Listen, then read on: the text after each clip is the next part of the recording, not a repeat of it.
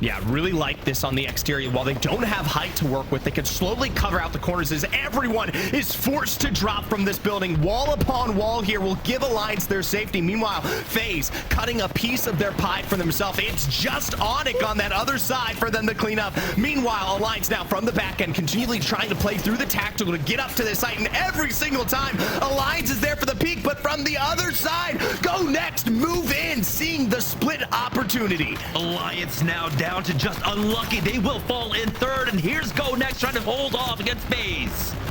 FaZe with the drop down to below. They've got the numbers advantage, and even with Go Next, but just a little bit of concrete to work with, still take our game one here.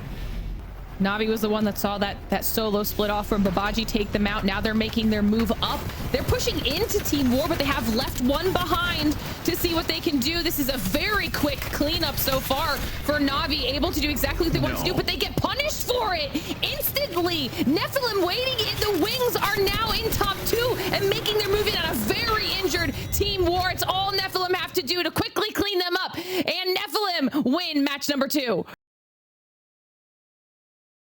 This isn't as clean as you would like it, though, for Alliance in terms of what they have the setup. There's not a lot of damage sustained, and with Tempest no longer available, it's just straight mono-a-mono aggression. Unlucky finally peeking up towards the high side, sends Arctic home. Fricks and crew caught out on the other, will be blocked out by the knockdown shield, but in the end, Effect racing back onto the interior of zone, separated from that fight. I think launched on the other side, didn't quite get to be a part of it. Still cemented with hockeys, and this is a 1v1 now. Kinda versus Effect. Effect might be able to get this whole med kit off. Luckily for him, he still has Hawkins and Lucky on the ground to at least ping him out. Effect now will Gold Devotion. hit it with a Singer. We'll see though. Devo popped and ready to go. Kinda on the other side. Nades down, and now Effect wants this 1v1.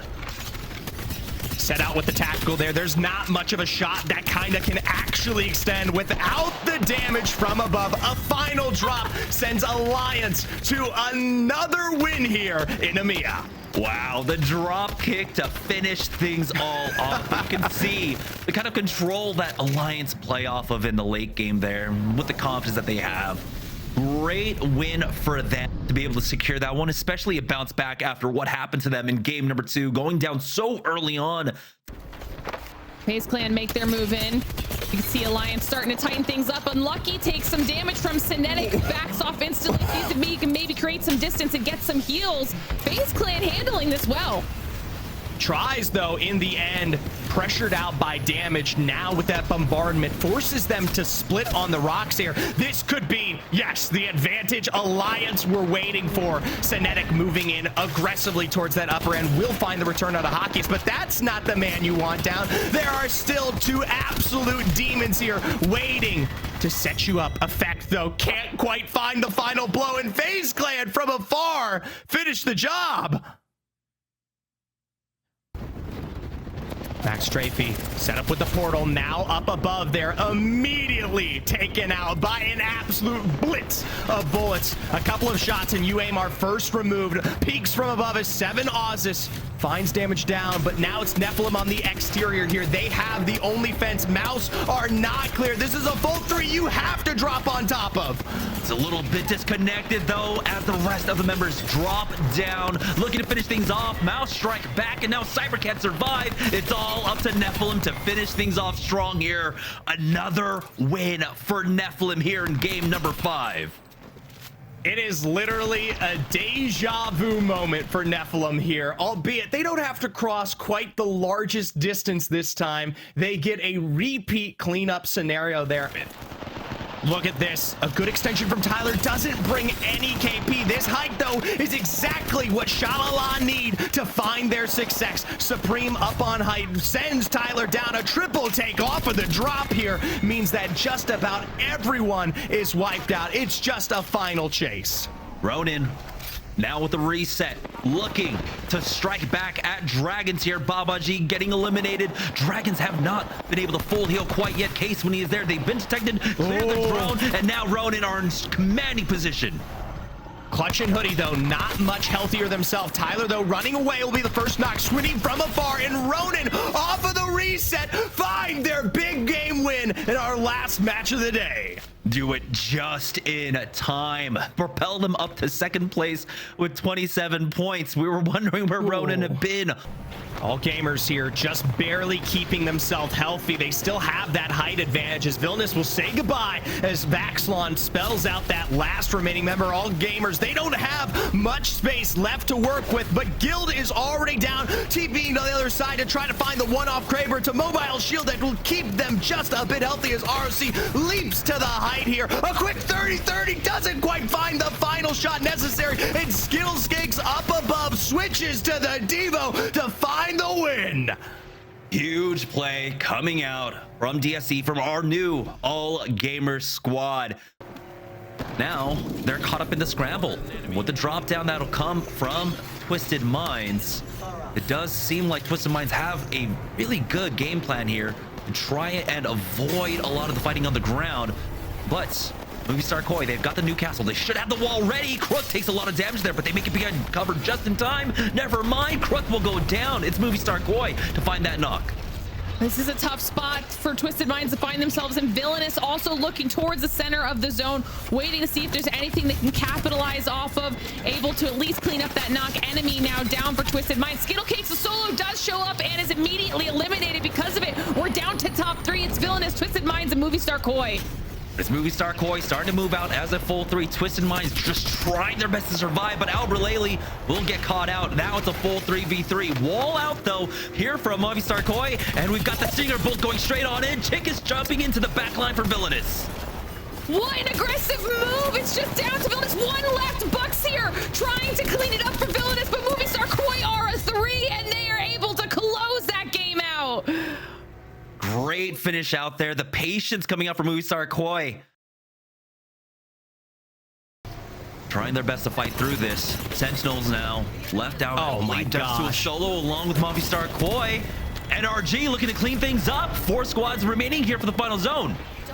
Now just down to our final 3, the only duo 3s. NRG, of course, and Unleashed down just below them. Can Koifel out-survive this or throw a wrench into any one of these teams' plans? NRG slowly losing space to work with. They are going to be forced down, but it looks like they've got the angles. A lot of damage. Timmy will go ahead and drop down onto Unleashed to try and finish off the job. You can see them clearing out those pylons as they want to secure this KP. Koifel might be spotted out. It might have an opportunity to come in for the third party here. We'll see if they play spoiler to them, but nice walls being set up by Gildersons. Koifel finally now on the drop. That's the full elimination. No one quite too low, but Unleashed down below sends Guild packing here almost immediately. A quick R9 though finish allows NRG from their height to deliver where expected. Great win for NRG. Had excellent control there on the south side of the zone. Teams that were threatening them, like T-Law, like Shopify Rebellion, were forced back.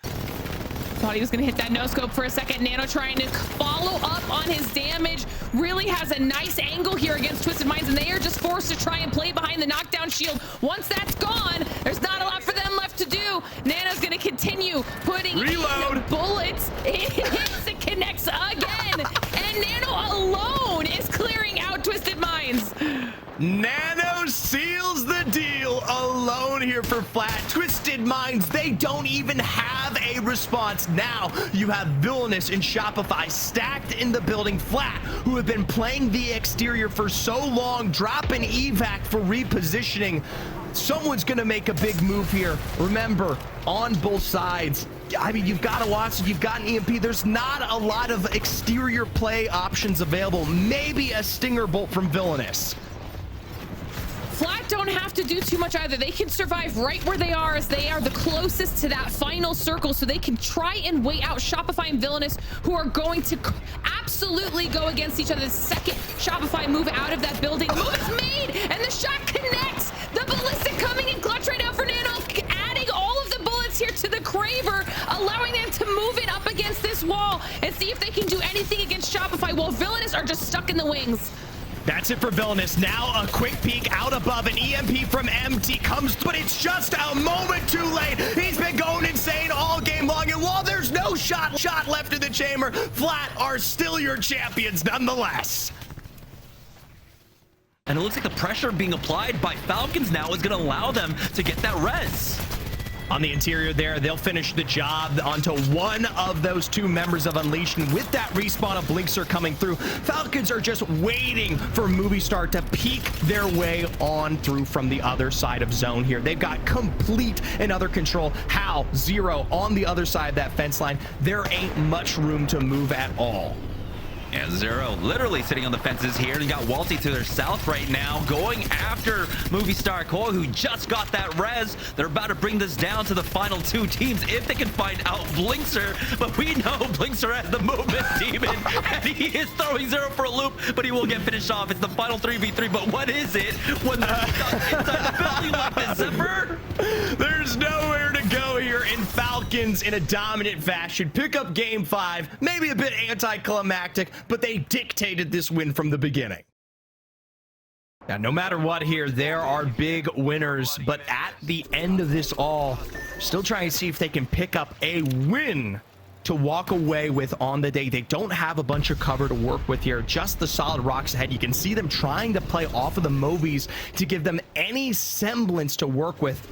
I like Bucks over on the front there.